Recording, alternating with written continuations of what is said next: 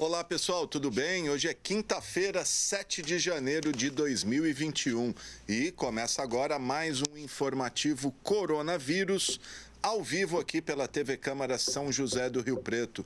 Lembrando que você pode e deve participar aqui com a gente, enviando sua sugestão, sua crítica, sua opinião aqui para o nosso WhatsApp. Anote aí o nosso número, 99163-7905, e temos também o telefone fixo aqui da TV Câmara para você entrar em contato com a gente, 3214-7766.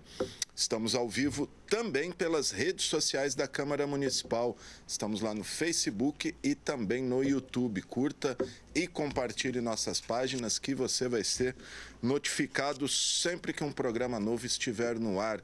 E estamos também ao vivo pelo streaming do nosso site, o www.riopreto.sp.leg.br. E além de acompanhar nossa programação em tempo real, você também fica por dentro de tudo que acontece aqui na Câmara Municipal, os projetos que estão em tramitação e tudo mais. Bom, vamos aí às atualizações dos casos de coronavírus em Rio Preto, feitas hoje pela manhã pela Secretaria Municipal de Saúde. Então, até hoje, 7 de janeiro, foram confirmados 36.389 casos positivos. Tivemos o registro aí de 324 novos casos em 24 horas, né? Um número que tem subido dia após dia aí, um número bastante alto, e até o momento 944 mortes confirmadas. Tivemos, infelizmente, 5 mortes nas últimas 24 horas. A situação vem piorando aí. Conversamos ontem com o secretário de Saúde, o doutor André Baitello, secretário interino, ele bastante aí preocupado com a situação do município, né? As unidades de saúde bastante lotadas, diz que está chegando muita gente de uma vez, crescimento aí, ele até usou a expressão cabeça d'água, né? Que é aquela enxurrada que vem em cachoeira de uma vez. Você não percebe e vai com tudo. E ele usou essa metáfora aí para comparar com os casos que têm crescido, né? E atualmente temos 303 pessoas internadas em Rio Preto com síndrome respiratória aguda grave. Destas, 176 são Covid, sendo que 68 estão em UTI. UTI do Hospital de Base também bastante lotada. Ontem conversamos com a doutora Lília Maia aqui, 170 leitos ocupados com Covid no HB, e ela disse que é impossível criar novos leitos, até porque os profissionais de saúde não suportam mais a carga de trabalho. A boa notícia hoje foi o anúncio aí da eficácia da Coronavac, né, a vacina desenvolvida pelo Instituto Butantan. Segundo esse anúncio aí, a vacina tem 100% de eficácia contra casos graves e mortes e até 78% contra as formas leves da Covid. Uma boa notícia, né? Isso quer dizer que nenhum aí dos milhares de voluntários que participaram dos testes da Coronavac morreu ou chegou a ser internado por conta da doença. Então, bastante importante esse anúncio. E se der tudo certo aí agora, né, o Butantan fez hoje já o pedido de uso emergencial da vacina na Anvisa, e se tudo correr dentro do esperado, dia 25 de janeiro, o estado de São Paulo começa a vacinação dos grupos prioritários, né? Esse primeiro grupo aí são idosos, principalmente idosos acima de 70 anos, e também os profissionais de saúde. E depois, a partir de fevereiro, idosos acima de 60 anos e assim por diante. E aí vão abrindo aí os grupos prioritários, o leque de grupos prioritários. Então, vamos torcer, está chegando a vacina e vai dar tudo certo, vamos sair dessa. Em todo o planeta já são 87.384.000 infectados, com 1.886.000 mortes. Estados Unidos segue na liderança aí desse ranking, 21.400.000 contaminados, com 361.000 mortes. E no Brasil, infelizmente, 7.873.000 pessoas já contaminadas com o novo coronavírus e quase 200.000 mortes, 199.000 mortes. Devemos aí, infelizmente, lamentavelmente, atingir essas 200.000 mortes aí nessa semana ainda. Bom, vamos avançando aqui, porque em 2020, enquanto as atenções de todo mundo aí estava voltada para a pandemia da Covid, outro antigo inimigo da saúde de Rio Preto agia, né, que é o Aedes aegypti. No ano passado foram registrados mais de 6.700 casos de dengue em Rio Preto, além de notificações suspeitas aí de outras doenças transmitidas pelo mosquitinho, como a zika, chikungunya e até a febre amarela. A gente teve um caso aí de um macaco morto por febre amarela. Mas sobre isso, e para saber aí como estão os trabalhos de prevenção neste ano, dificultados pelas restrições impostas pela pandemia, vamos conversar agora com o gerente da Vigilância Ambiental de Rio Preto, o Luiz Féboli Filho, que está aqui no Zoom comigo. Doutor Luiz, tudo bem com o senhor? Tudo bem, boa tarde. Boa tarde, obrigado por nos atender. Queria saber do senhor, doutor, como é que estão aí os trabalhos para esse ano, os trabalhos dos agentes de saúde, visitação, orientação, etc., em meio a todas as restrições aí impostas pela pandemia?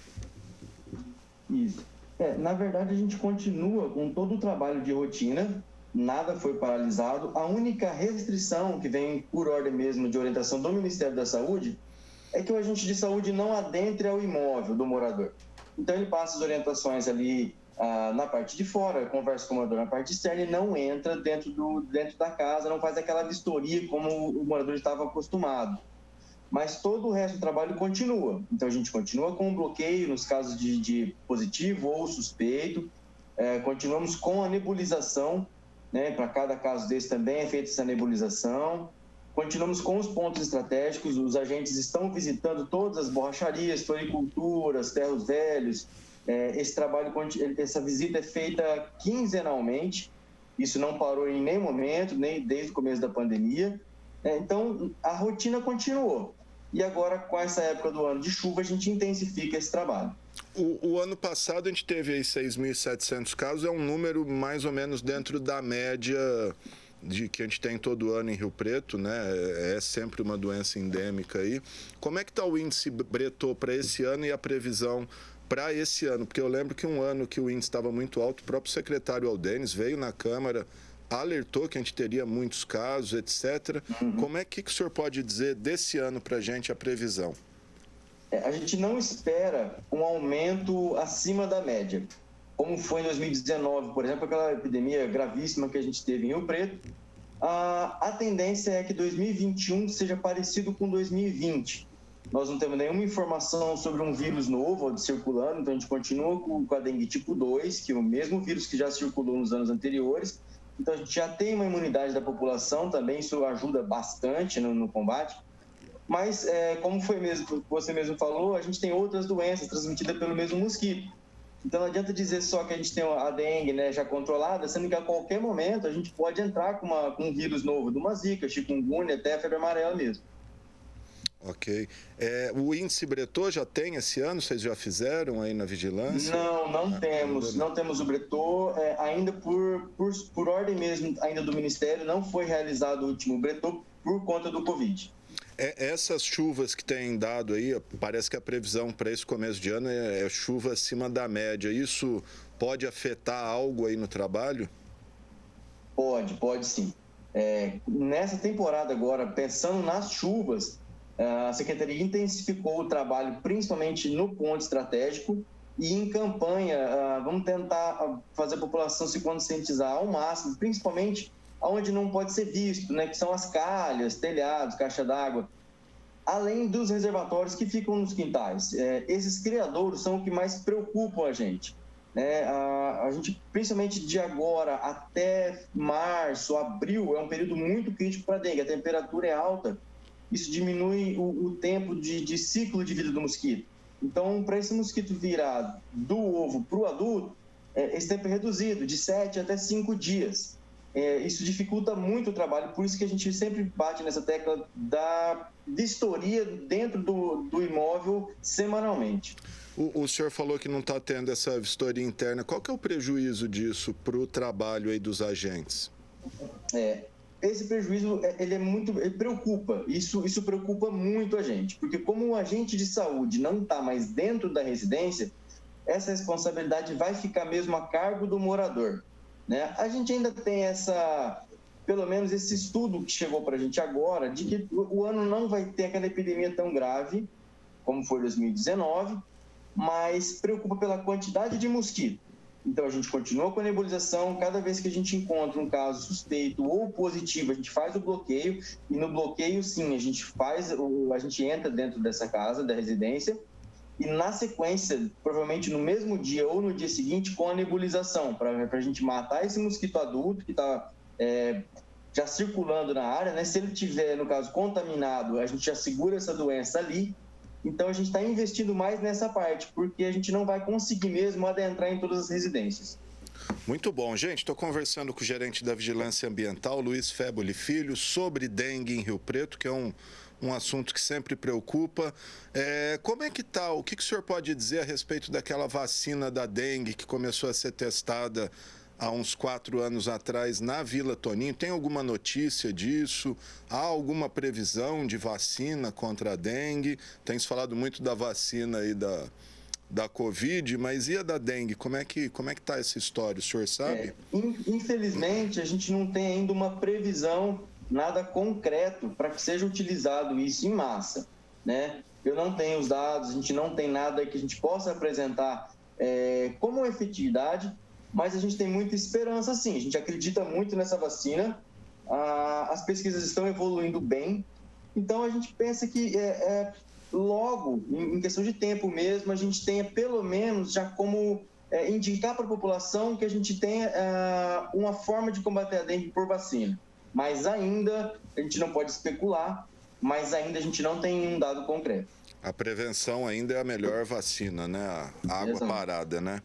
Deixa eu perguntar para o senhor também, não é muito sobre a dengue, questão de escorpião. Há uns anos atrás a gente teve uma incidência muito grande de escorpiões aqui em Rio Preto. Como é que ficou isso?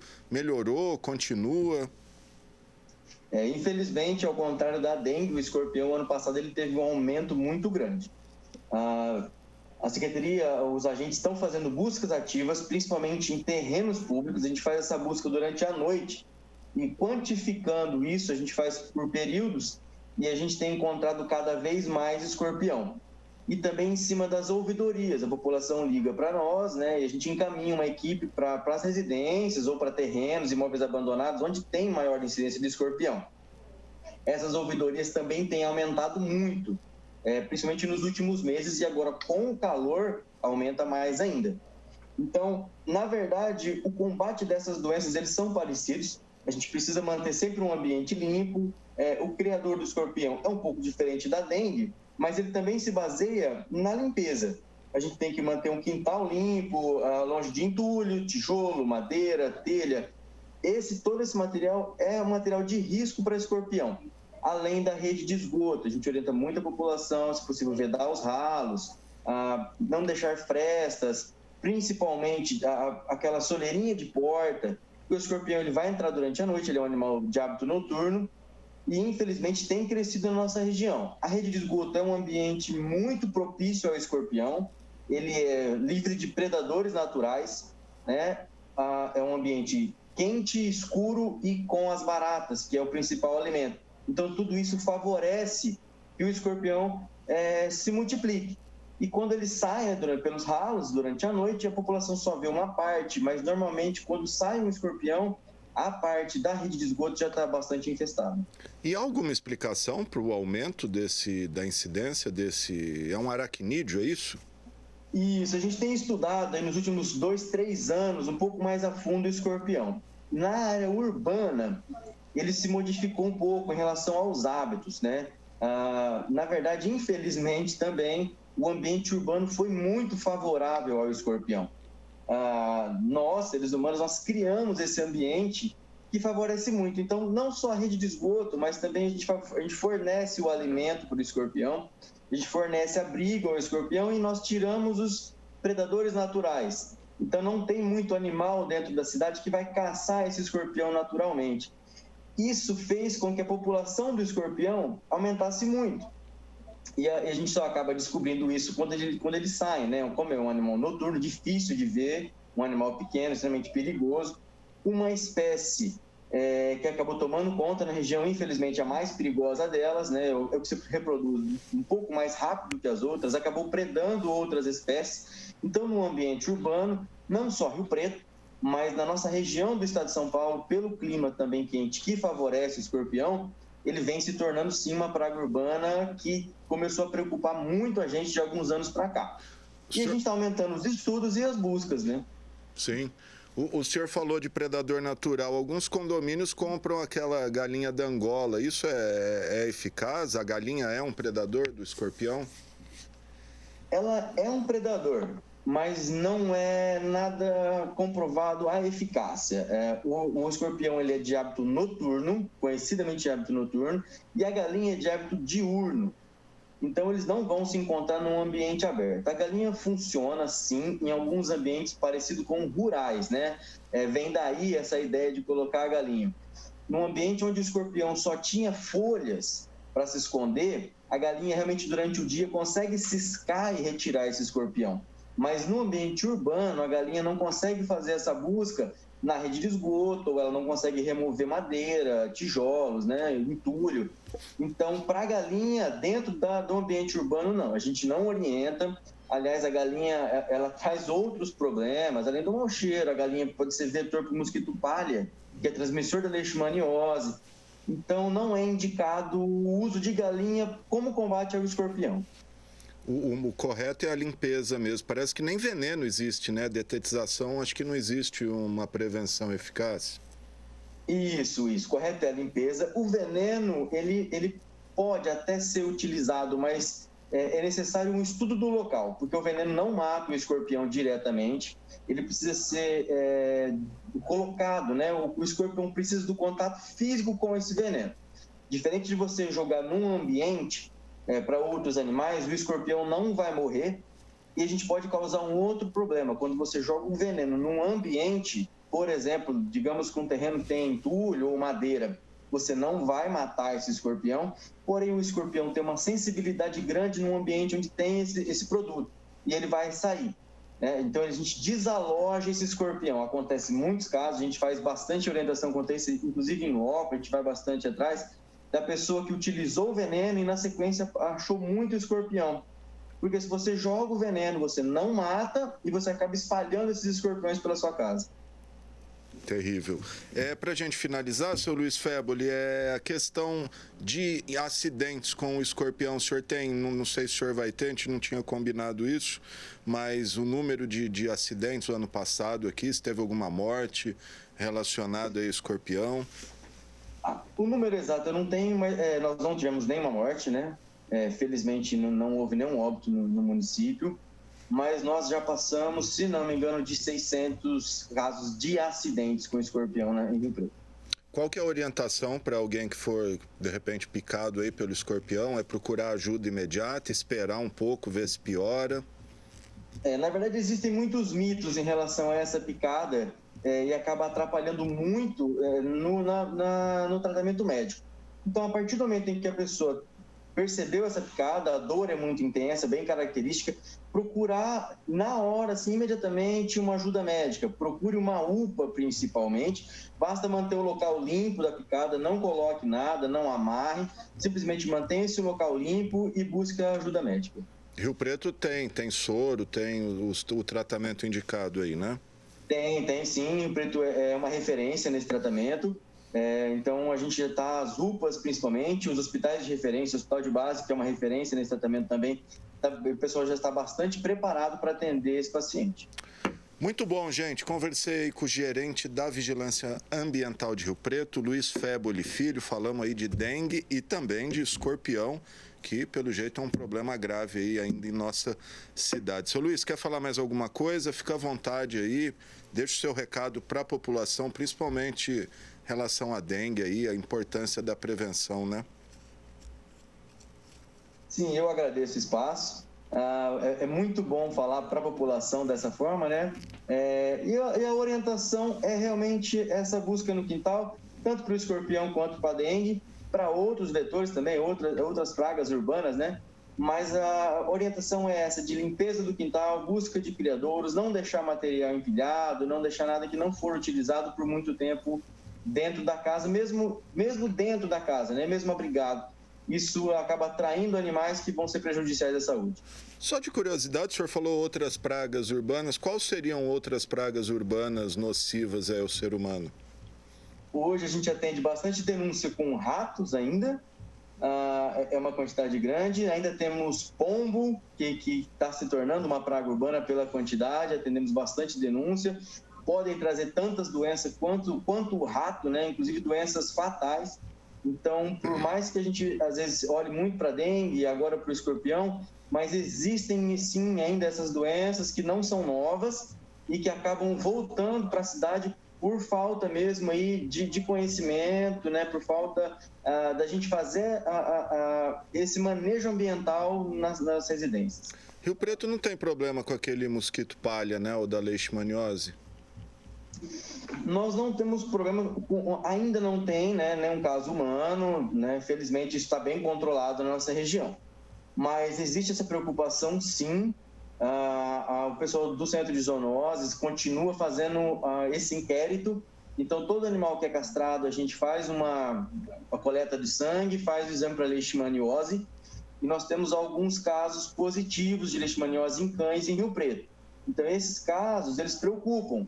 A gente, quando tem esse caso positivo, também a gente encaminha os veterinários e os técnicos para essa residência, faz uma busca nos vizinhos, coleta sangue desses animais que são vizinhos de onde tem esse positivo, para manter esse controle. O mosquito palha, diferente desses outros animais que a gente conversou, ele é um pouco mais sensível ao calor e isso ajuda um pouco a nossa região. Mas não dá para descuidar. Ele é um mosquito que ele vive em área úmida e sombreada, com um excesso de matéria orgânica, principalmente para o galinheiro, como eu disse da Angola, como a Angola está virando um pouco de moda, em vários lugares as pessoas estão colocando, então isso um pouco a gente acaba se preocupando e passa essa orientação, porque um galinheiro fechado, ele traz a preocupação da leishmaniose. A galinha, ela serve de alimento para o mosquito palha. O galinheiro é um ambiente perfeito para esse mosquito, sombreado com matéria orgânica. Então, às vezes, para buscar uma solução para um vetor, a gente acaba trazendo o outro, né? Mas existe sim, a gente não tem caso humano, então não é uma preocupação iminente, mas essa vigilância a gente continua fazendo. Tá certo, gente. Seu Luiz Féboli, filho, gerente da Vigilância Ambiental, muito obrigado aí pelas explicações, pela entrevista. Um bom trabalho aí para o senhor, viu? Obrigado. Tá aí, gente. E o Luiz falou dos pombos, né? Até que diminuiu um pouco, porque teve um tempo aí tempinho atrás aí que você andava pelo calçadão, era só pombo voando ali, a gente até brincava que eram os ratos alados. Isso aí. Lembrando que a gente está ao vivo aqui pela TV Câmara, né? Você pode participar aqui com a gente. Anota aí o nosso zap, como diz aí, 991637905 e o nosso telefone 3214-7766. Bom, falamos da chuva aí, né? Chuva traz, claro, todo mundo quer chuva, benefício, mas tem o problema da dengue. Vamos saber a previsão do tempo aí para esses dias com o professor José Mário de Andrade. Vamos lá.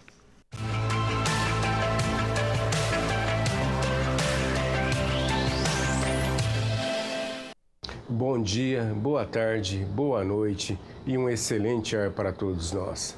Quinta-feira, 7 de janeiro, em São José do Rio Preto. Às 11 horas da manhã, no Aeroporto Estadual Professor Heriberto Manuel Reino, temperatura de 29 graus. Umidade relativa do ar em 51% e ventos do quadrante sudeste com velocidade de 15 km por hora. Qualidade do ar boa, sem irritações, sem restrições ao sistema respiratório humano. Os modelos meteorológicos indicam para a tarde a temperatura máxima de 31 graus. Nas últimas 24 horas, houve chuvas de apenas 200 mililitros de água por metro quadrado.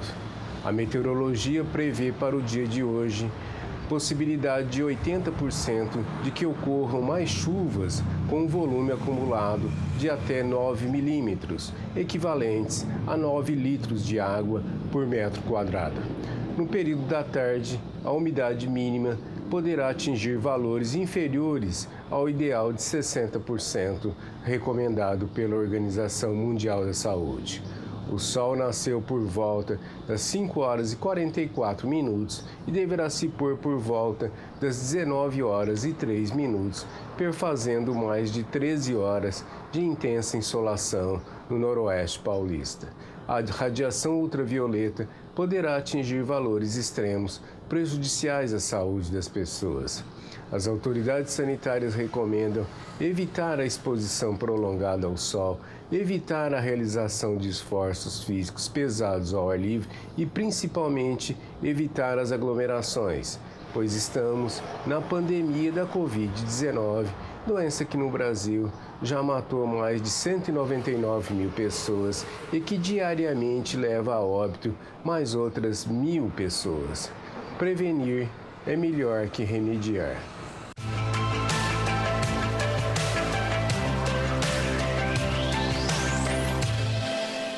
Tá, então, gente, as informações do professor Zé Mário. Deixa só eu registrar aqui que ontem o prefeito Edinho Araújo nomeou 2 dos últimos cargos aí de primeiro e segundo escalão da prefeitura, que são os distritos de Schmidt e Talhado, né? Para Schmidt, o prefeito nomeou Jefferson Vinícius Marascalchi e para Talhado, o subprefeito é o Ronaldo Adriano de Oliveira, ex-diretor aqui da Câmara Municipal, e ficando então faltando apenas a nomeação do PROCON, que o prefeito ainda não indicou ninguém. Esses são aí todo o secretariado já indicado. A gente já tem a reportagem rodando aí com todos os nomes. Falando aqui na Câmara, né? A Câmara ainda está em recesso, mas o pessoal já começa a se preparar para a retomada da normalidade e início dos trabalhos nesta nova legislatura. Vamos conferir aí com a Mariana Dayer os prazos para o fim do recesso, retomada do protocolo e tudo mais. Vamos lá.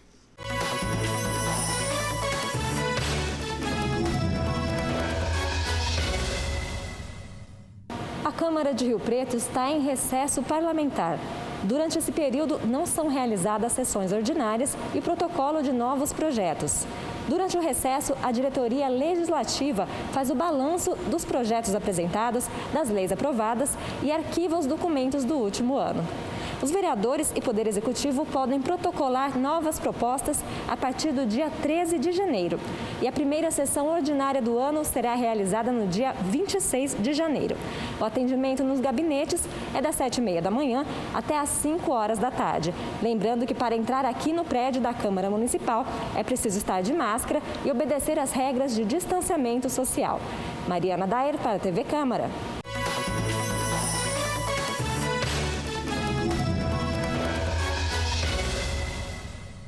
Tá, então, gente, como disse a Mariana, próximo dia 26 de janeiro, a primeira sessão ordinária. E nessa primeira sessão aí, a pauta principal é a composição das comissões permanentes aqui do Legislativo, né? As comissões de Justiça, Obras, Meio Ambiente, Educação, Saúde e etc., que são aí os grupos de estudos dos vereadores. Cada projeto que vai ser votado passa pelas comissões e tudo mais. Então, nessa primeira sessão, deve ficar aí a pauta restrita à composição das comissões. Bom, vamos mudar de assunto, falar um pouquinho de conjuntura internacional aí, porque, e com reflexo aqui no Brasil, claro, né, que ontem quem viu aquelas cenas inimagináveis anos atrás, que foi a invasão do Congresso norte-americano, o Capitólio, invadido aí por radicais apoiadores do presidente Donald Trump, que não reconhecem a derrota nas urnas para o democrata Joe Biden. Virou aquela confusão, teve até morte dentro do Congresso dos Estados Unidos, conhecido como berço da democracia, e vivendo também momentos de convulsão social já há alguns tempos, o mesmo que vimos em várias partes do mundo, inclusive aqui no Brasil. E sobre isso vamos conversar agora com o professor, doutor em História, escritor e estudioso da política dos Estados Unidos, o Vladimir Miguel Rodrigues. O Vlad está aqui no Skype comigo, vai falar um pouquinho desses acontecimentos. Vlad, o que está acontecendo com os Estados Unidos? Boa noite, Alexandre. Boa noite, boa tarde, Alexandre. Está me dando noite, aqui está chovendo. Boa tarde, Alexandre. Boa tarde para todo mundo que está em casa.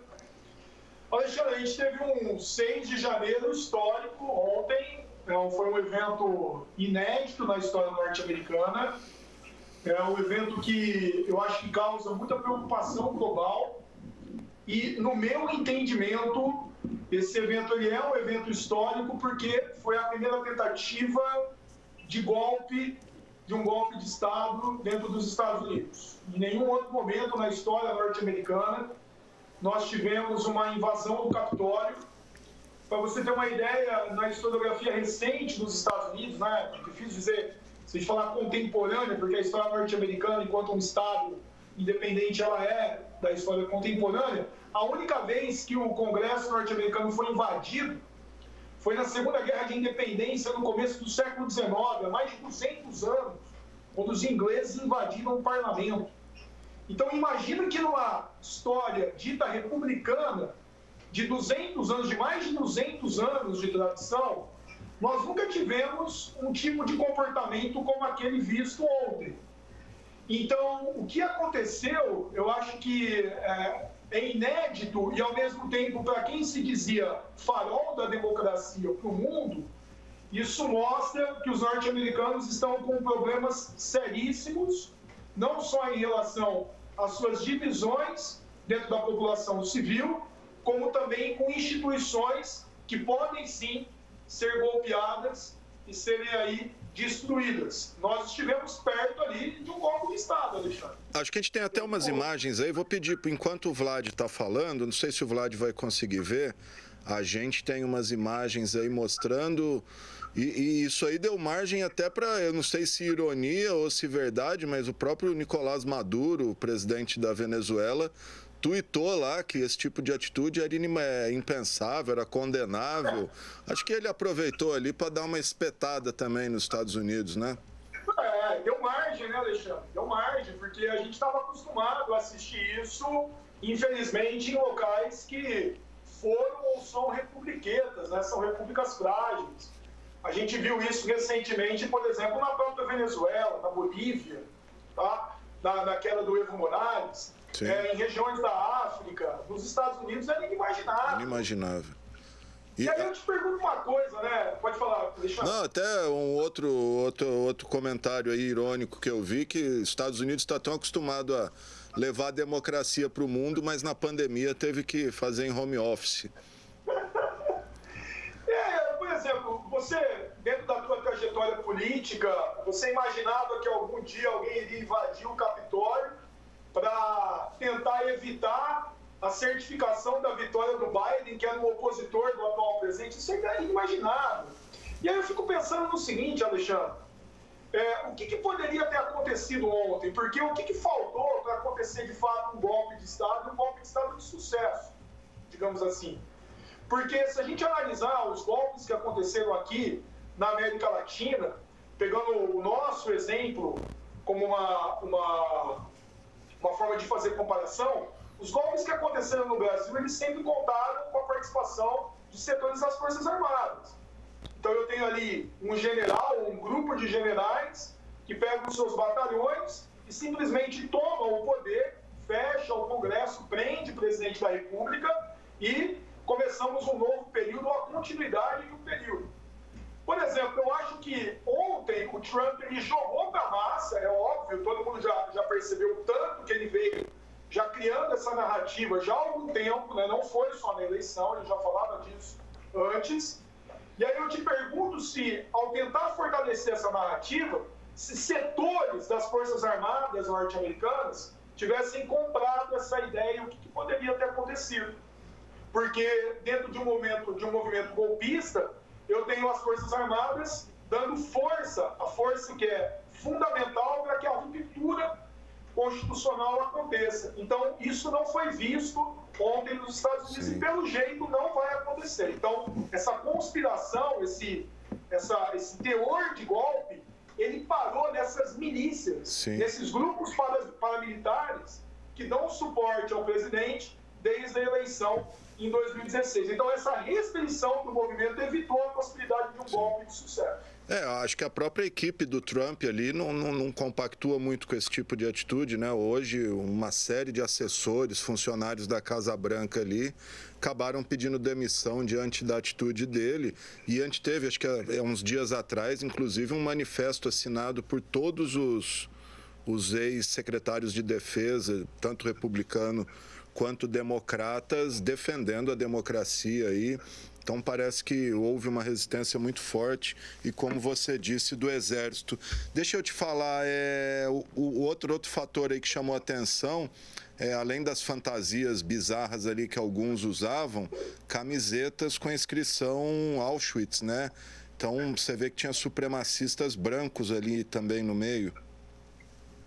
Alexandre, eu tenho muitas dúvidas quanto a uma narrativa que é, de certa forma, dominante dentro da visão liberal, de que os Estados Unidos representa a primeira grande democracia contemporânea, né? Eu tenho muitas dúvidas sobre isso, para chegar a essa sua colocação. Por exemplo, um país que até 1964, hein, era um país que não dava direitos civis e políticos para a população negra, um país que até o começo do século XX não dava direitos políticos para as mulheres e civis para as mulheres.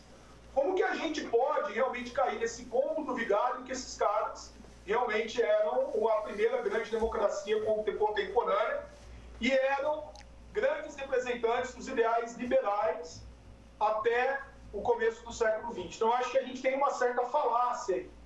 Uma outra coisa, antes de chegar a essa sua resposta, né, eu já tenho um elemento aí dessa ideia do racismo, é que, poxa, nós vimos aí a votação do colégio eleitoral, essa votação ela não é nem um pouco democrática, Alexandre. Tá? Você conhece o processo norte-americano. Muitos brasileiros passaram a conhecer mais esse processo agora. Como que eu vou chamar de um processo democrático se o voto popular não decide as eleições? Nós tivemos várias ocasiões, inclusive na eleição do Trump em 2016, em que ele não teve a maioria dos votos e mesmo assim ganhou no colégio eleitoral. Então, respondendo à sua pergunta, esses grupos supremacistas, eles ganharam legitimidade com a vitória do Trump. Trump representa o que há de mais antidemocrático e o que há de mais anticivilizatório dentro da humanidade hoje, enquanto uma liderança mundial, a liderança do maior país do mundo. Ele representa as visões racistas, xenofóbicas, machistas, negacionistas da ciência, que são responsáveis hoje pela morte de mais de 3 mil pessoas nos Estados Unidos, e recorde atrás de recorde em relação à contaminação e número de mortos. Essas pessoas, elas querem reviver um passado, um eterno passado que não passa, na verdade, que é o que nós vimos com George Floyd, entre tantos outros homens e mulheres norte-americanos que foram assassinados à luz do dia.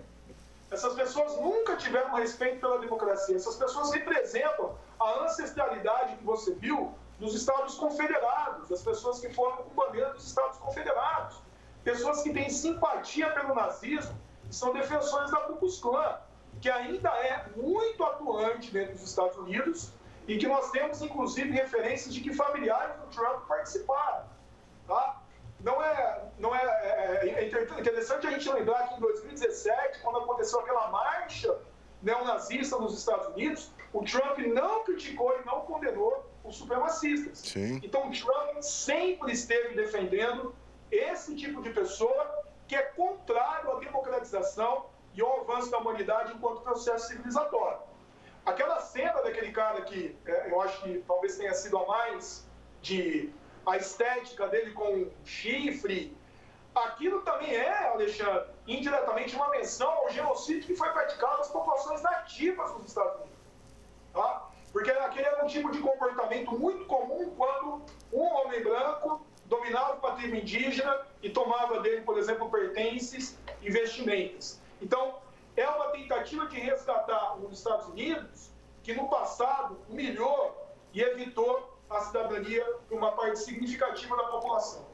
Ô Vlad, no começo aí, quando eu estava te apresentando, eu falei que esse tipo de atitude, de comportamento tinha reflexos no mundo e também no Brasil. E a gente já viu hoje o Bolsonaro, o presidente Bolsonaro, dar uma declaração que em 2024, 2022, desculpa, se tiver voto impresso, se tiver voto urna eletrônica e ele não ganhar, vai ser a mesma coisa aqui. Você acha que isso é uma prévia do que a gente pode ver no Brasil daqui 2 anos?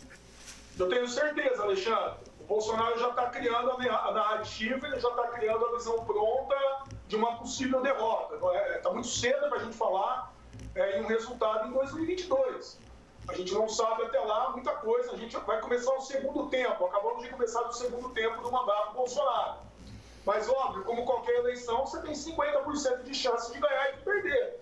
Aí me parece que a maré não está muito positiva para o Bolsonaro nesse momento.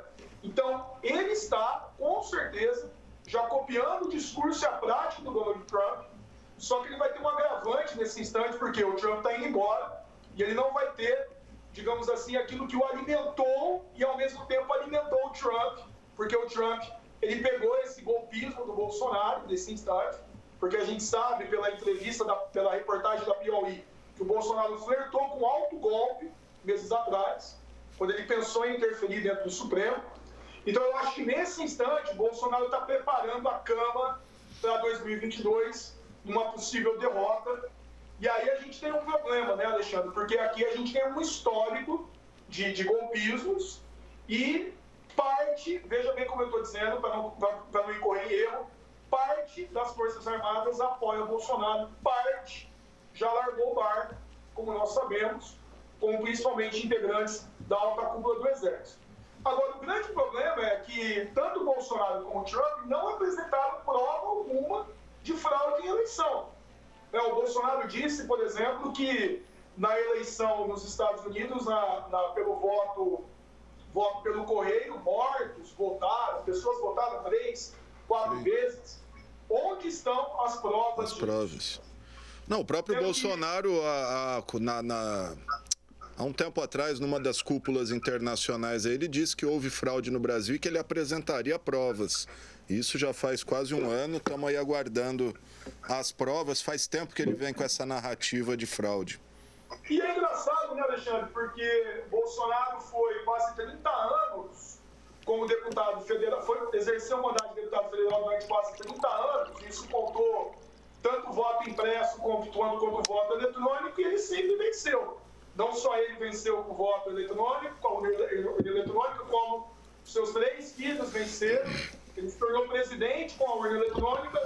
Então, me parece aí uma posição já muito conspiratória, já preparando uma possível derrota. Tá? Então, eu acho que, nesse aspecto, ele tenta copiar o Trump, só que agora vem um grande problema, né? Qual vai ser a relação Biden e Bolsonaro? Essa é uma grande incógnita. Será que essa relação ela vai trazer algum tipo de prejuízo para o Brasil nas relações internacionais? Porque em 2 anos eu não vi ganho significativo na relação submissa do Brasil aos Estados Unidos. Qual foi o grande ganho que nós tivemos para as nossas relações internacionais, para políticas internas do Brasil, para a economia do Brasil, em relação a essa parceria entre Trump e Bolsonaro? Qual foi o grande ganho? Pelo contrário, né? Pelo contrário, várias medidas aí dificultando exportações, alumínio, restrição ao ferro, diminuição da compra do açúcar e do etanol brasileiro.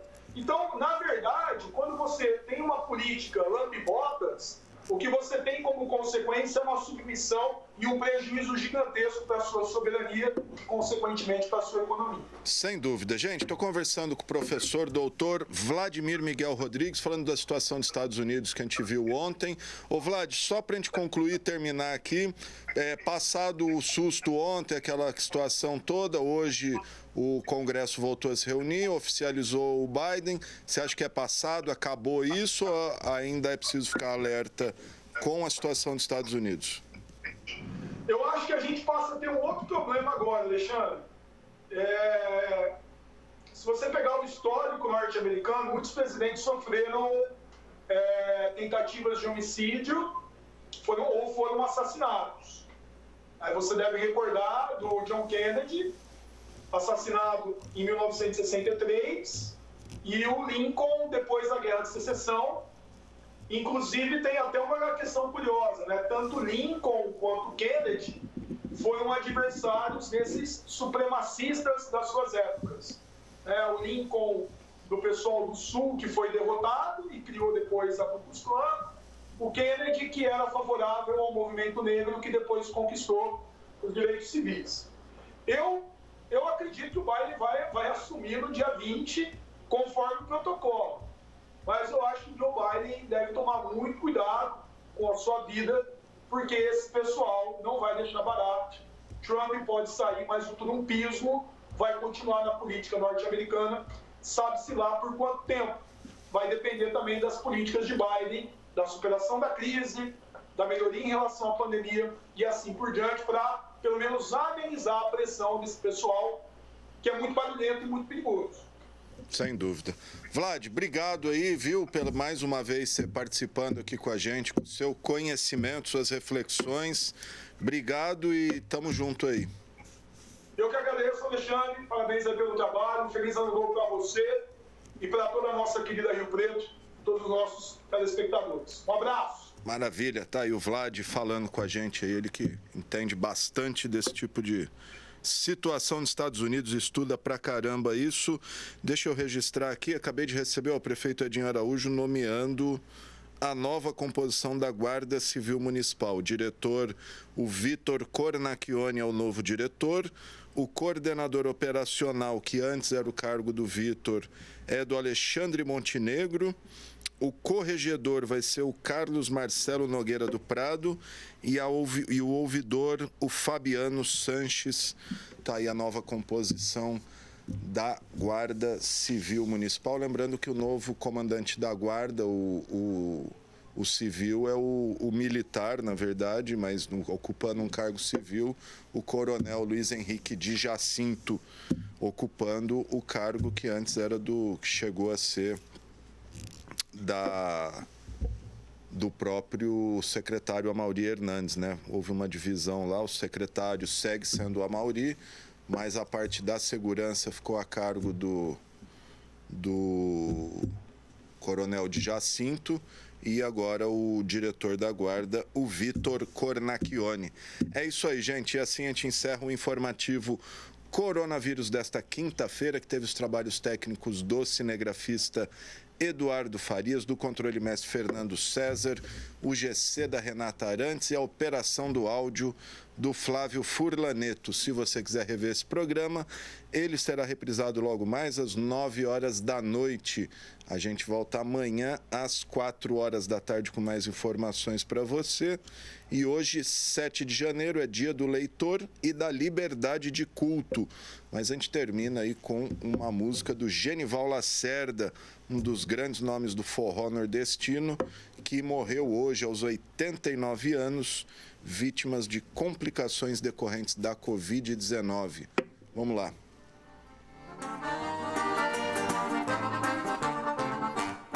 Quem não conhece, menina chique-chique, botou uma boutique para a vida melhorar. Pedro Caroço, filho de Zé Vagamela, passa o dia na esquina fazendo a cena. Bora! Ele tá de olho, ele tá de olho, ele tá de olho, ele tá de olho. Antigamente, menina coitadinha, era muito pobrezinha, ninguém que lhe dá moral. Mas hoje em dia, só